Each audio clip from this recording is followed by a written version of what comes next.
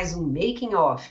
Você pode nos acompanhar pela rádio, pelo canal da Mega Brasil Comunicação no YouTube e também no Spotify, em formato de podcast. Eu sou Regina Antonelli e a cada episódio recebo um convidado para desvendar os bastidores das estratégias de comunicação que conectam as marcas ao seu público. No episódio de hoje, vamos explorar o impacto do marketing digital e da criatividade orientada por dados. Para falar sobre o assunto, recebemos Miguel Caeiro, Head Latam da Vidmob. Miguel nasceu em Portugal, é formado em administração, possui MBA pela 4Acres, Unilever no Reino Unido, e pós-MBA pela Innova Business School. Com sólida trajetória internacional, atuou como diretor de marketing da Unilever, CEO do Grupo Abril em Portugal e VP de marketing de internet da Portugal Telecom. É também professor e voluntário, com forte atuação em inovação e comportamento do consumidor. Entre os destaques dessa conversa, vamos falar sobre o estudo realizado pela Vidmob, em parceria com o LinkedIn, que analisou mais de 13.600 ativos criativos e quase 3 bilhões de impressões. Vamos entender os principais fatores que impulsionam o engajamento na maior rede profissional do mundo. Miguel, seja muito bem-vindo aqui no Making Off para falar sobre esse assunto muito atual, né? Que todo mundo quer saber como podemos engajar, como que as marcas podem engajar, como podemos estar na frente de todo mundo. Bom, é um prazer enorme estar aqui com você, Regina. É um prazer fazer parte da audiência desse programa tão conhecido no mercado e ainda para mais para falar de temas que me apaixonam no dia a dia. Então, não só o comportamento do consumidor, essas jornadas tão loucas que ele tem vindo a mudar de forma tão rápida e de como com a tecnologia a gente consegue socorrer e ajudar os marqueteiros a se diferenciarem no mercado. Então, é um prazer gigante estar aqui. Vamos embora, vamos nesse papo. Vamos embora, porque eu tenho certeza que o pessoal vai ficar assim, ó. Vai gostar muito, tenho certeza. Mas vamos lá. Você é de Portugal, quando é que você veio para o Brasil e com que propósito? O que você veio fazer? Você tinha uma consultoria, isso? Conta um pouco para a gente. Assim, eu sempre trabalhei bastante com o Brasil, quer numa década e pouco de Unilever, quer depois, obviamente, no Grupo Abril, quer na Portugal Telecom, que na altura tinha a Vivo cá. Então, sempre, o Brasil sempre foi uma presença muito forte na minha vida. E, de fato, em 2011, eu tive o desafio de vir ajudar um grande profissional que vinha com a meta de lançar a Heineken no Brasil. Então eu vi como consultor fazendo esse trabalho inicial e depois com bastantes outros clientes, enfim, multinacionais, e fiquei durante uns anos fazendo de facto esse trabalho de consultoria, de ajuda, de implementação das marcas no mercado. Até que há cerca de 6 anos e meio atrás, conhecendo os founders da Vidmob em Nova York, eles me desafiaram para abrir, de facto, na América Latina, essa prática da empresa, essa inteligência, esse software de inteligência artificial para ajudar os grandes marqueteiros. E aí foi, de facto, um convite irresistível e aqui estamos hoje nesse mercado tão fascinante. Pegando esse gancho da Vidmob, como é que funciona a Vidmob? O que as empresas podem ter? Quais são os diferenciais que a empresa tem? É assim, de uma forma extremamente simples, o que a Vidmob faz, ela retira o achismo de cima da mesa. Como marqueteiro de muitas décadas, a gente sempre tinha um problema gigante que era na altura de aprovação de orçamentos, junto do CFO, a gente sempre brigava muito porque era a época do achismo, né? A gente achava aqui, a gente acreditava aqui, mas de fato havia muito poucos dados. Então, o que a Vidmob traz, ela traz dados para a equação da decisão, ela traz dados para cima da mesa para uma área que até então era muito subjetiva, que era a criatividade. A grande maioria das campanhas publicitárias tem um ferramentário muito grande na área de mídia.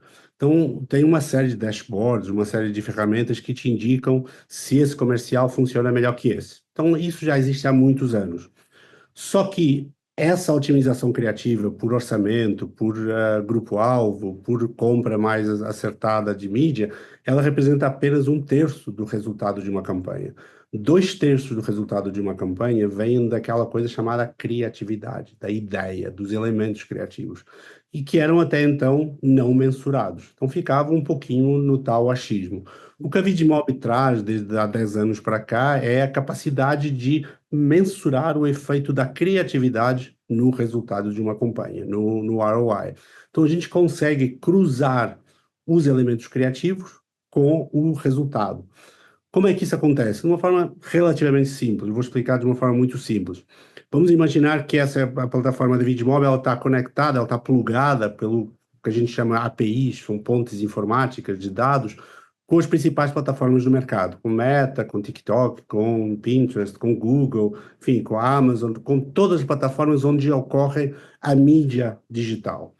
Nessas pontes informáticas, a gente recebe o quê? A gente recebe os dados de consumo da mídia em tempo real. Então, eu consigo ver em tempo real, cada vez que a Regina faz um clique, faz um scroll, passa para o lado, etc.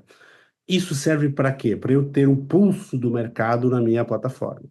Do outro lado da plataforma, eu vou receber o quê? Eu vou estar plugado, vou estar conectado com as chamadas ad accounts, com as contas dos clientes que para quê? Para me permitir fazer a ingestão das campanhas, das peças criativas. Normalmente a gente fala de vídeos. Hoje em dia é o formato claramente majoritário. Então imagina que você pega um vídeo de 10 segundos, 15 segundos. Nesse vídeo, o que é que o nosso algoritmo vai fazer? Ele vai, junto com o que a gente chama os motores de recognition, são aqueles motores que permitem identificar o que é que está ali, são 37 motores de recognition diferentes.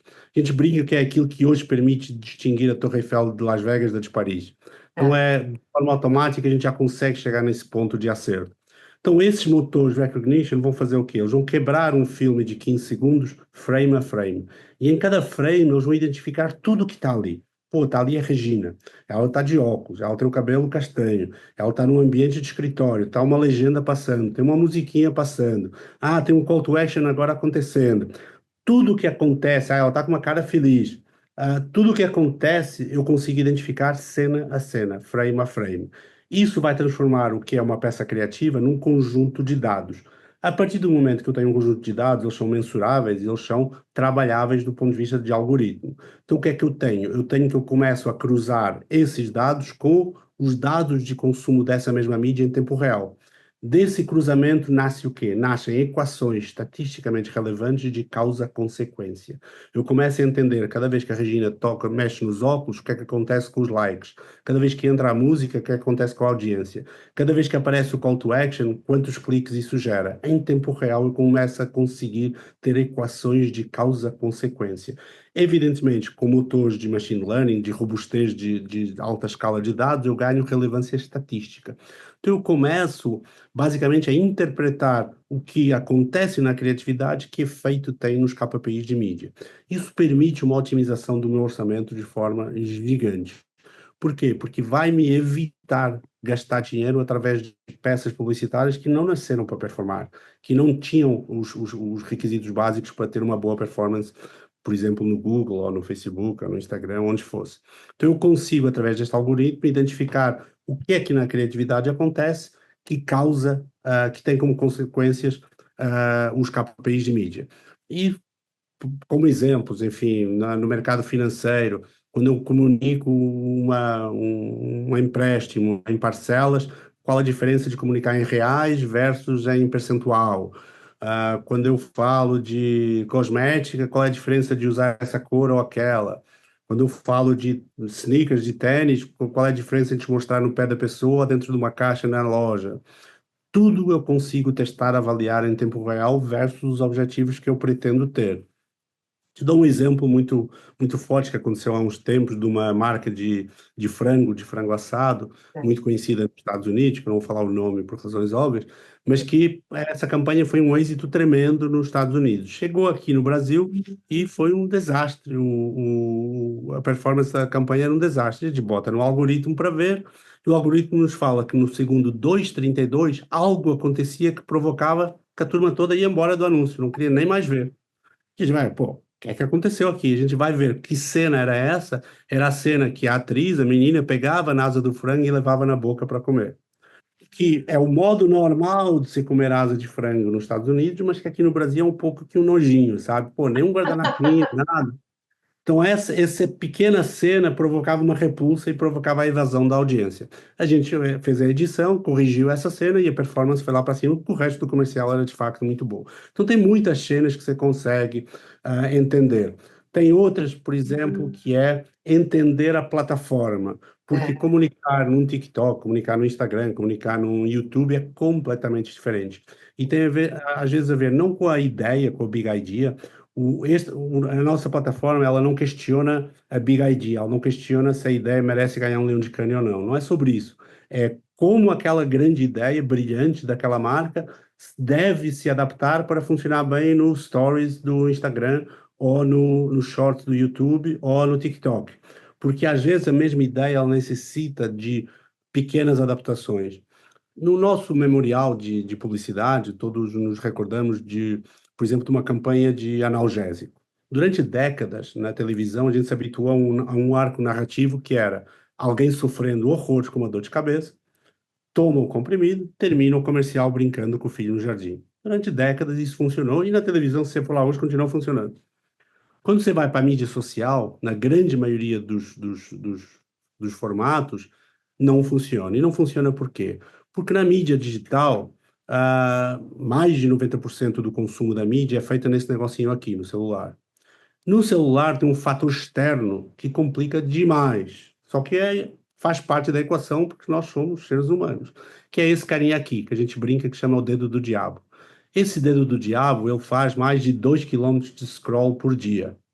Para o carinha esse aqui parar no teu comercial, algo tem que acontecer aqui no cérebro. Então é isso que a gente tem que entender, estudar muito com um grande volume de informação. A gente analisa mais de 30 trilhões de impressões criativas por mês para entender o que é que faz parar o dedo no teu comercial. Vertical de negócio, mercado a mercado, país a país. E a gente chegou à conclusão que, na grande maioria dos formatos digitais, quando uma peça criativa começa com uma cena de dor, como era o caso do comercial do analgésico, o cérebro mandava para o dedo, nem para, nem para. Nem para aí, porque é uma cena de dor, você não está aqui para ver isso, você está aqui para se distrair, você não está aqui para ver cena de dor. Ou uma cena feia, ou uma... Então, isso é um facto de a nossa predisposição de consumo de publicidade numa televisão, numa revista ou numa rede social é completamente diferente. Então, essa adaptação do arco narrativo ela é necessária. Então, por exemplo, basta alterar o arco narrativo, que é começa com ele brincando com o filho no jardim, porque tomou o comprimido, senão estaria com uma baita dor de cabeça. é. Basta alterar, você não muda uma cena, você não filma nada adicional, basta alterar o arco narrativo e a performance está lá em cima. Então, esse conhecimento de quem somos nós, seres humanos, quando estamos no TikTok, ou quando estamos no Pinterest, ou quando estamos no Instagram Reels, ou quando estamos no Facebook, no feed ou quando estamos vendo YouTube Shorts, nós somos pessoas diferentes. E isso também vem um pouco do motivo que nos traz aqui hoje, que é eu, Miguel, sou um navegador na internet diferente quando eu estou no LinkedIn do que quando eu estou no TikTok. São momentos da minha vida totalmente diferentes.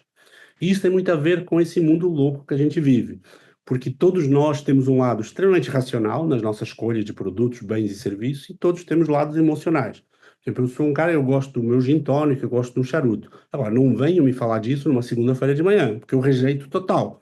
Então, essa questão de adaptação do timing do momento é uma necessidade de conhecer bem a jornada do consumidor.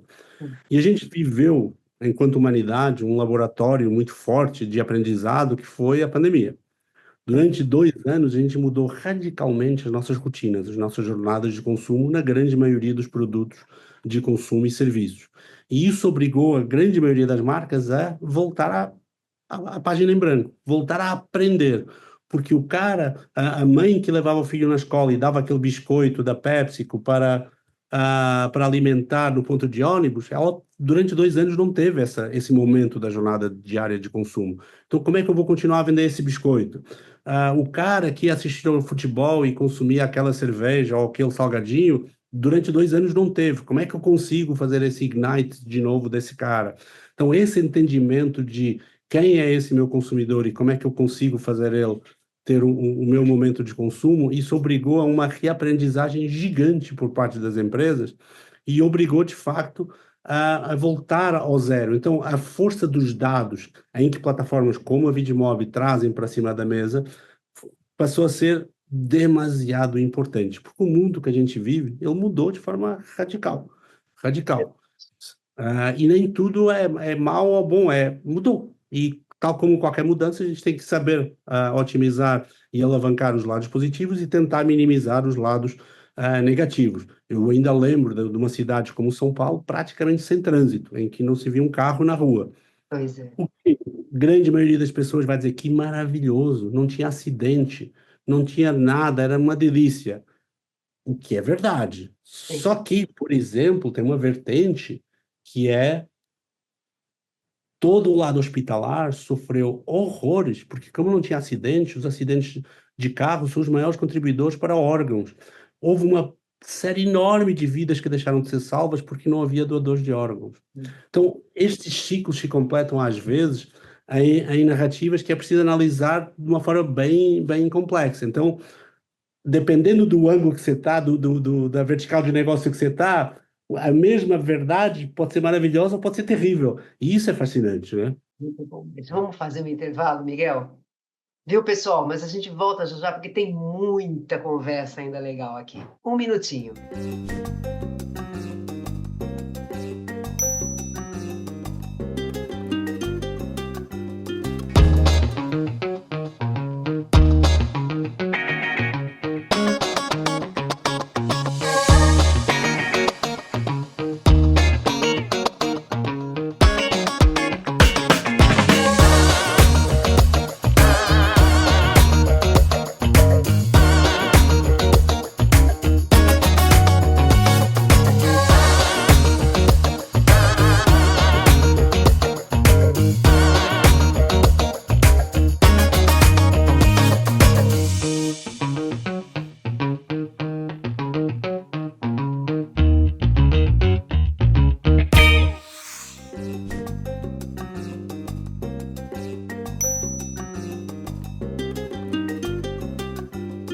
A gente está voltando aqui com o segundo bloco do Making Off, onde a gente está recebendo o Miguel Caeiro, que é o Head Latam da Vidmob. E o papo é sobre criatividade, é sobre inteligência artificial, é sobre engajamento. E agora, gente, nós vamos falar sobre um estudo que a Vidmob fez em parceria com o LinkedIn, que é um estudo que trata de ativos criativos, né? A Vidmob, ela analisou mais de 13.600 ativos criativos e quase 3 bilhões de impressões no LinkedIn, que eu já havia comentado isso no primeiro bloco na apresentação, né? Como é que surgiu a ideia de fazer esse estudo? Conta pra gente. Ela surge porque o LinkedIn era uma rede social um pouquinho mais apagada, mais no profile, né? Ela nasceu como quase um marketplace de jobs, né? De empregos, e começou a ganhar, de fato, um protagonismo porque, de fato, o tema de carreira, os temas profissionais, as narrativas à volta disso ganharam um destaque muito grande. E até, sem querer repetir muito, mas na época da pandemia, ao haver uma distância social no mundo do trabalho, a plataforma ganhou um fórum de trazer outras narrativas, outro storytelling, trazer fóruns de debate, trazer fóruns de discussão, e acabou ganhando uma vida muito boa. E algumas das features que a própria plataforma foi lançando se aproximaram de outras. Hoje em dia é muito comum a gente ver vídeos no LinkedIn, coisa que era quase inexistente até há pouco tempo atrás. Então começou a surgir uma questão muito engraçada, que é não só as marcas que usam o LinkedIn, como, enfim, instituições financeiras, marcas automóveis, seguradoras, etc., como também a noção que a própria pessoa ganhou aquela necessidade de eu, pessoa, sou uma marca, a minha marca profissional. Então, o LinkedIn começou a ser um marketplace, de facto, de construção de narrativas, de storytelling sobre realidades empresariais, mas também sobre, por que não, sobre egos, sobre histórias de pessoas, sobre como eu consigo contar a minha história profissional.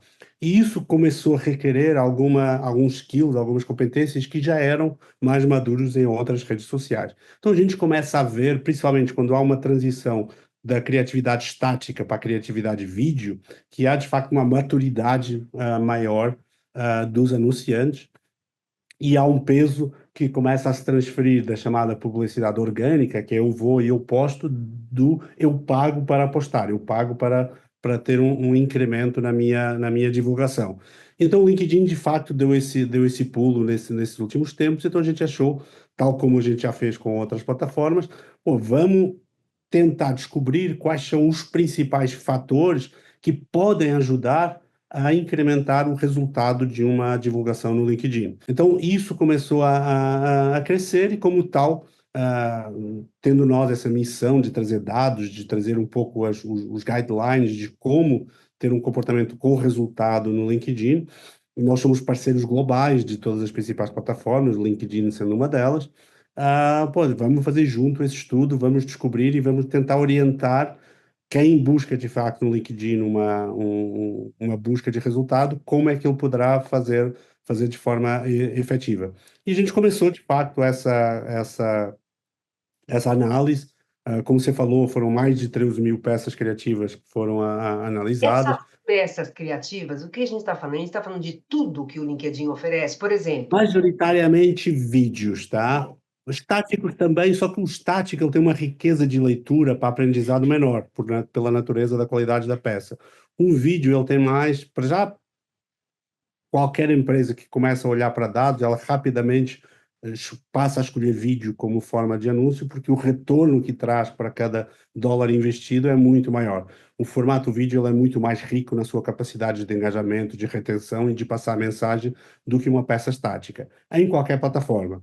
Então, majoritariamente, nas plataformas a gente vê essa migração para o formato vídeo. Pode até ser um vídeo simples, pode ser um motion, pode ser uma coisa simples, mas o formato vídeo é de facto o predominante. Então, a grande maioria dessas peças foram vídeos, peças que foram feitas, enfim, por uma agência, por um time criativo interno, por alguém que fez essas peças criativas, e nós fomos analisar um total, foi quase 3 bilhões de impressões criativas.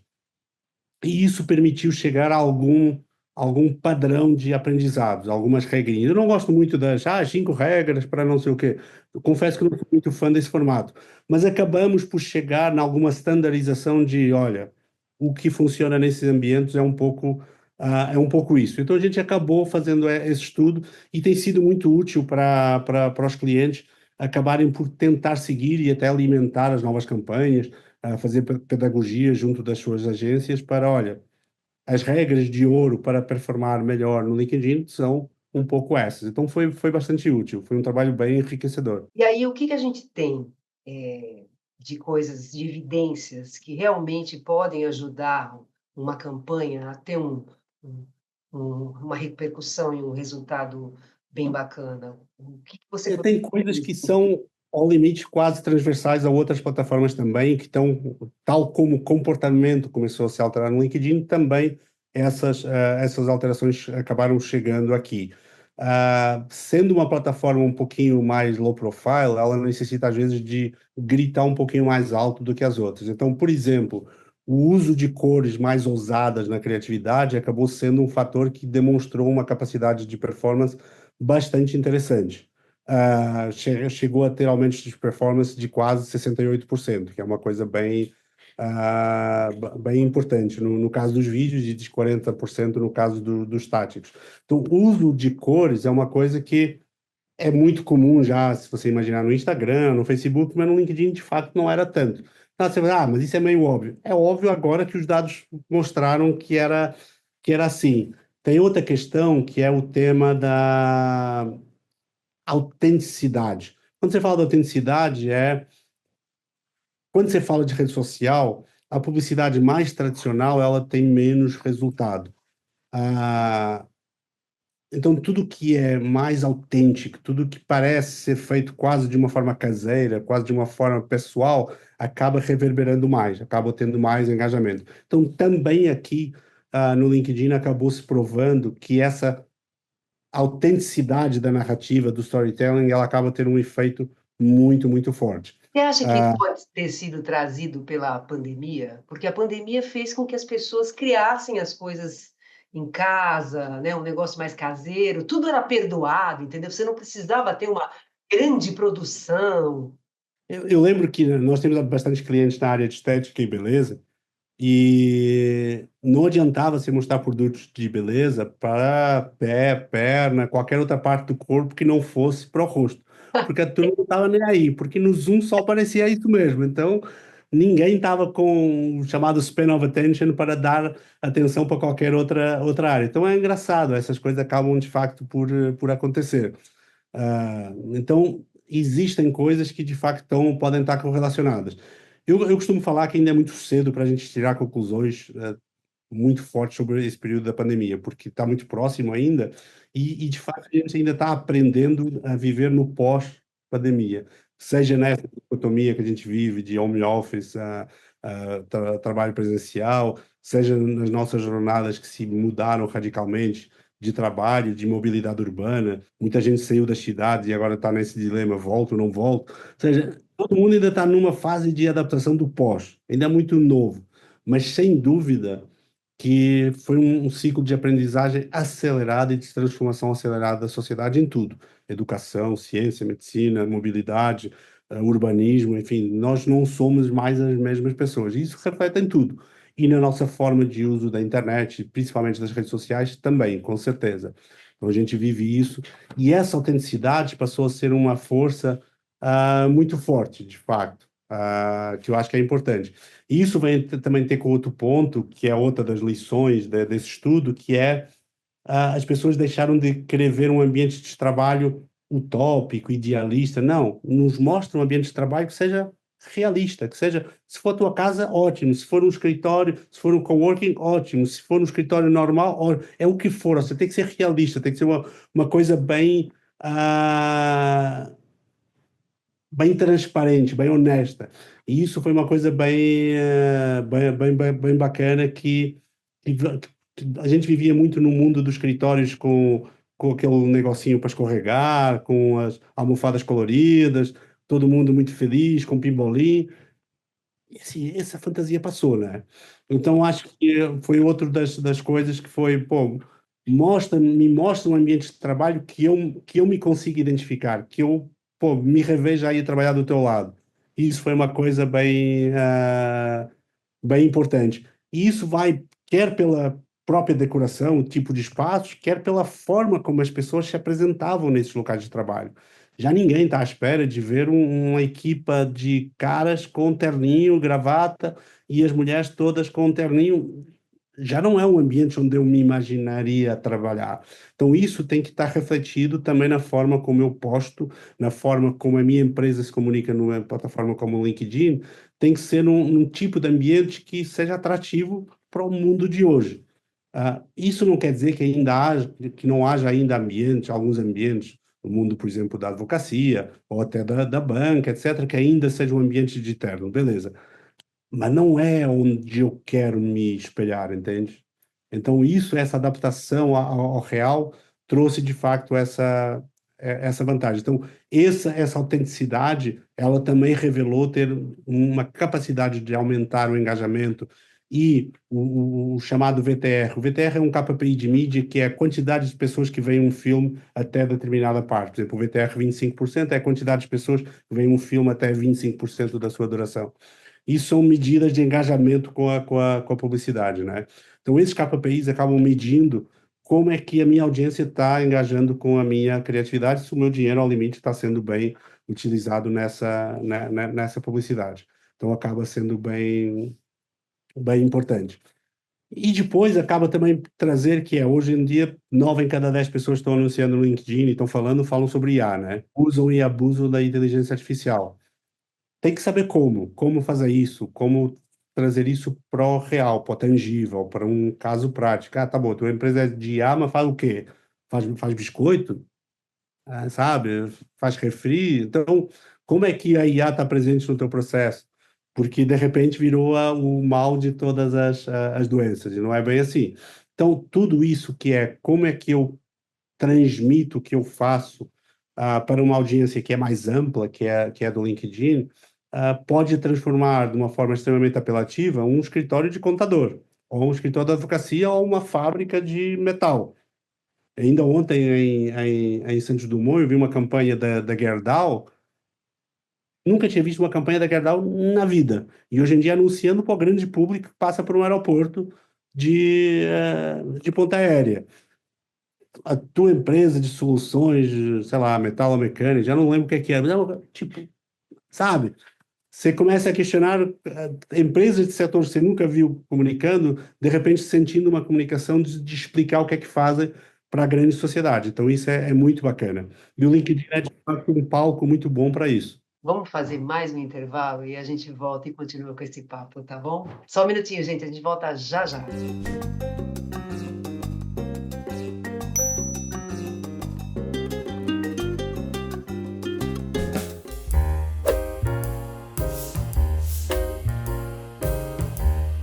Oi, eu sou a Priscila Santana e sou apresentadora do programa Carreira Substantivo Feminino. Lá nós vamos conversar sobre diversidade no mercado de trabalho e com as nossas convidadas nós vamos fazer reflexões, discussões sobre esses desafios e também sobre as conquistas dessas mulheres. E quem sabe inspirar outras mulheres por aí. Então não deixe de assistir os nossos episódios que vão ao ar sempre às segundas-feiras às 11 horas, com reprises às sextas-feiras. E esse programa é um oferecimento da Mega Brasil e da Pronto Comunicação.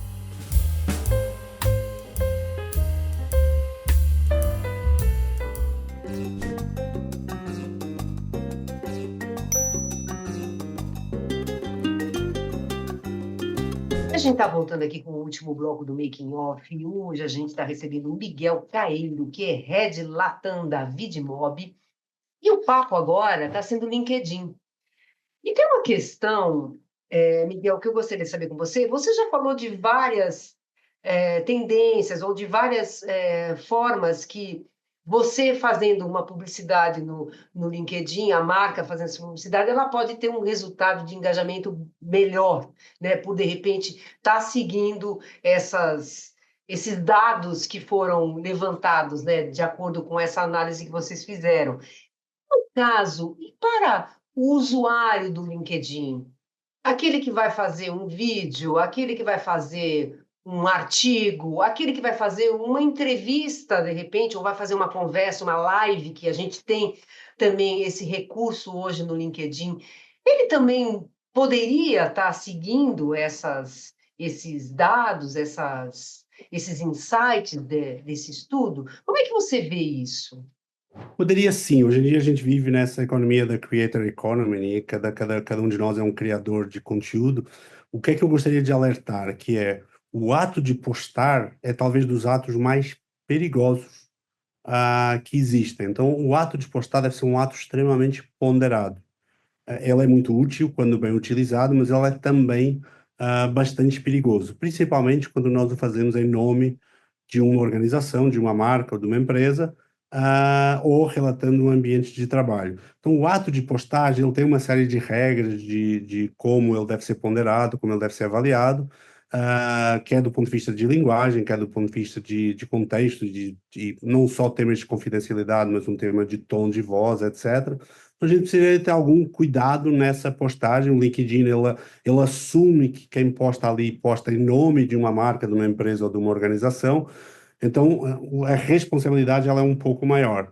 Ela é um pouco maior do que, por exemplo, quando a gente posta no Instagram, no TikTok, etc. Ali vem com um peso um pouquinho mais institucional.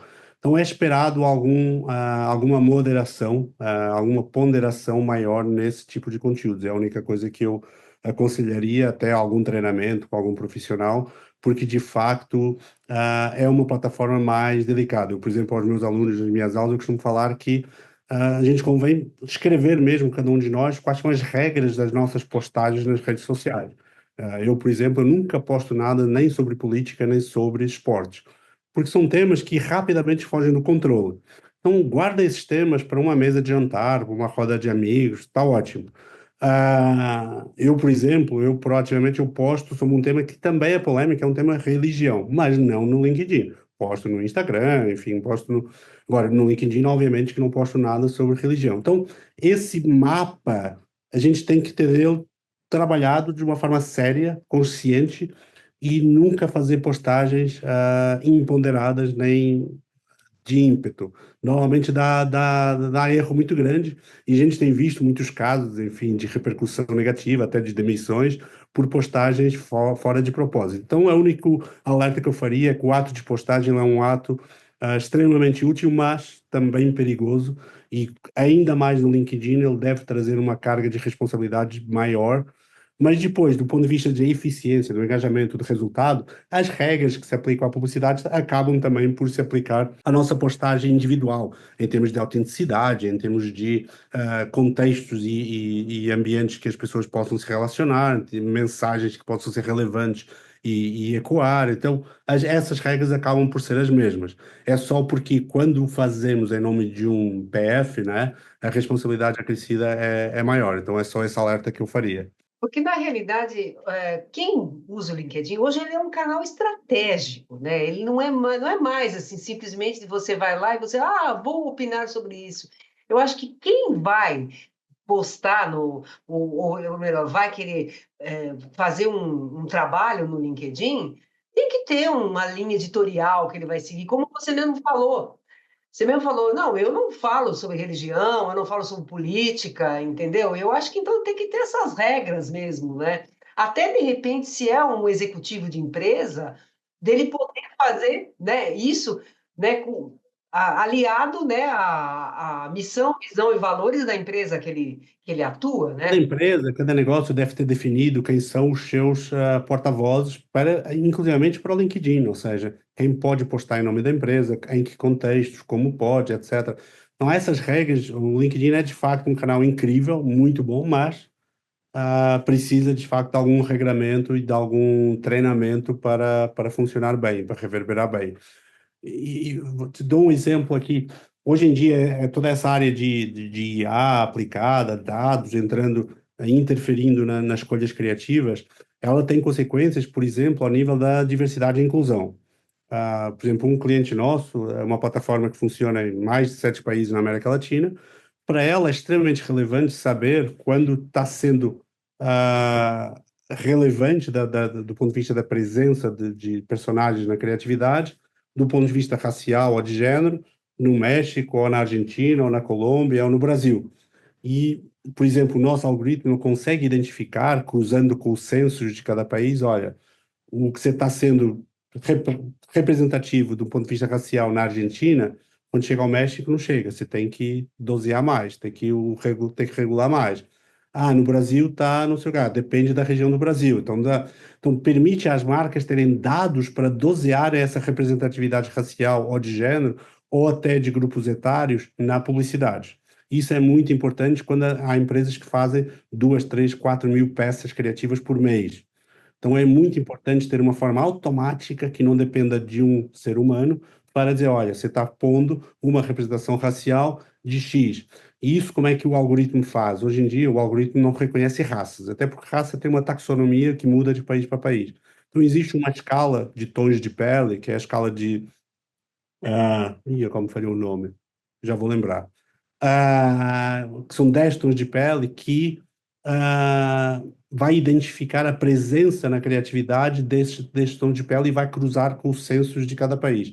E desse cruzamento vai falar, marca X, você está subrepresentada nessas faixas aqui versus o país onde você está comunicando. Cuidado, que isso pode ser mal interpretado. A mesma coisa para grupos etários, ou seja, por exemplo, uma marca de bebidas contrata uma influenciadora para a sua publicidade, que no RG tem 19 anos ou 20 anos, está bonitinho, só que ela é percebida pela audiência como tendo 15 anos, pelo seu aspecto e tal. Então isso não é um problema legal, mas é uma liability para a marca estar comunicando com uma menina que é percebida como tendo 15 anos. Então todas essas checagens, os algoritmos da inteligência artificial nos ajuda de forma escalável a fazer. Então você consegue começar a trazer dados para cima da mesa para tomar a decisão. Onde é que está, de facto, o verdadeiro pulo do gato aqui? Por isso é que o Brasil é um mercado maravilhoso para isso. Todas estas ferramentas, todas estas graus de inteligência, eles requerem um marqueteiro, quer do lado do cliente, quer do lado da agência, muito capacitado, muito sénior. E isso o Brasil tem de sobra. Ou seja, o talento que existe, quer do lado dos clientes, quer do lado das agências no Brasil, é muito acima da média. Então, isso facilita demais a entrada de ferramentas como a nossa e como outras. Por quê? Porque existem profissionais muito capacitados para saber lidar e saber interpretar e saber implementar essas medidas. Isso tem sido um diferencial enorme no mercado brasileiro versus outros mercados.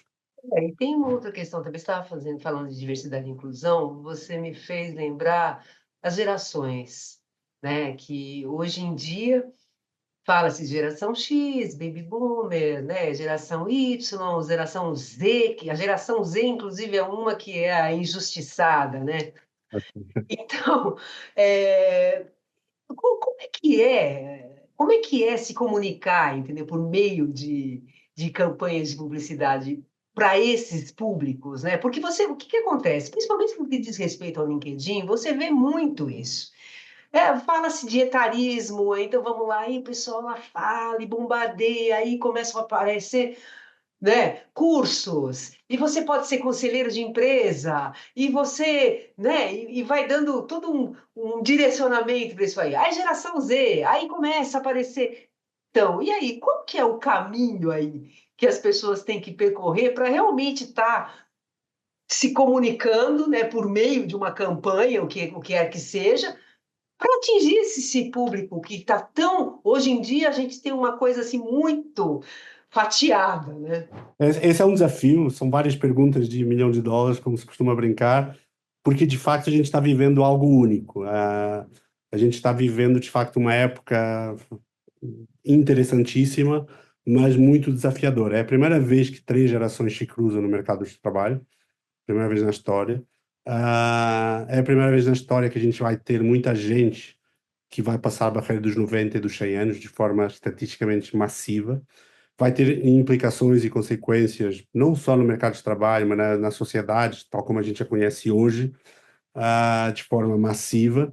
E isso tem, de facto, muitíssimas consequências. Consequências para nós vivermos a tal geração sanduíche, não sei, vai virar uma geração Tostex, não sei o que é que vai ser uma coisa maluca. Vai ser, não sei. E porque de facto tudo vai mudar, e tem consequências a vários níveis e tem muitas consequências para de facto quem está sentado na cadeira das marcas, como eu vou comunicar com o meu público, porque o meu público já não é um público, são vários públicos. E tem casos em que eu consigo cruzar alguns deles, tem outros que eu tenho que tratar eles de forma diferenciada. Então depende, e depende muito de muita coisa. Então está sendo uma jornada de aprendizagem ao vivo. As marcas estão aprendendo isso na marra, porque de facto não é fácil. Não é fácil, até porque cada vez mais há um fenômeno que algumas marcas já aprenderam e já estão digerindo e começando a entender, há outras que estão demorando demais, na minha opinião, que é cada vez mais o nosso público não se define pela idade. Cada vez mais o nosso público se define pelo seu estilo de vida. E você tem pessoas de 70, 60, 70 anos que se comportam como tendo 40. E você tem pessoas de 20 que se comportam como tendo 50. Então não tem a ver com a idade mais. Porque hoje em dia, enfim, existe uma série de técnicas que essas idades são muito fluidas, muito cruzadas. E depende muito do teu estilo de vida, da tua forma de estar, do teu papel na sociedade. Então, isso está exigindo das marcas uma alteração radical no seu estilo de conversa, na forma de interação com os seus públicos, na forma, principalmente, de entender os seus públicos. Estava vendo há poucos dias um estudo que saiu, o consumo de álcool, por exemplo, da famosa geração Z, é tipo 1/10 do que era a geração anterior. Agora imagina que eu estou sentado na Diageo, na Heineken, ou na Pernod. Pô, ou me jogo da ponte ou vamos virar o jogo. Como é que a gente vira o jogo? Vamos entender. Então tem muitos desafios nos dias de hoje que é preciso de fato olhar bem dados, compreender bem esse consumidor, para onde ele está indo, o que é que ele espera da gente, qual é o nosso papel em tudo isso. Porque está difícil, principalmente para empresas que, muitas delas centenárias, e achavam que já sabiam tudo sobre a gente, consumidor. E, de fato, teve o tema do tabaco, teve o tema do açúcar, teve o tema do álcool, tem várias guerras que estão vindo com ondas que às vezes nos surpreendem pelo tamanho com que chegam. E isso está provocando uma série de agitos no mercado muito interessante. Se hoje vai num mercado qualquer, seja um pequenininho de bairro, seja um mercado maior, e você encontra 80% das prateleiras são ocupadas com produtos que você nunca tinha ouvido falar até há 2 anos atrás. E aquelas marcas tradicionais das multinacionais estão empurradas lá para o cantinho. Hoje em dia, se você quer um leite normal, não tem. Tem de amêndoa, tem de aveia, tem com isto e sem aquilo, e tem não sei o quê. Tem mil coisas que é o player de nicho virou o novo normal. Em tudo, em qualquer categoria que você vai. Seja na granola, no leite, no iogurte, na cerveja. Então, a grande distribuição teve que se adaptar também a essa nossa realidade porque, pô, já ninguém vai pegar aquele iogurte que a minha avó também já comia igual. Não, isso já não existe. Então, houve uma alteração de mercado tão radical, tão forte, que está exigindo uma adaptação muito, muito grande. E a gente brinca, já não basta anunciar na Ana Maria Braga, hoje em dia a gente precisa tocar os nossos consumidores por 50 formas diferentes ao longo do dia. E saber em que momento a gente pega ele, é o que eu falava há pouco, que é, não venham me falar de gin tônica uma segunda-feira de manhã, né? Porque é dinheiro totalmente jogado no lixo. Então, entender essa adequação de momento, entender essas formas de contexto, é de facto muito importante.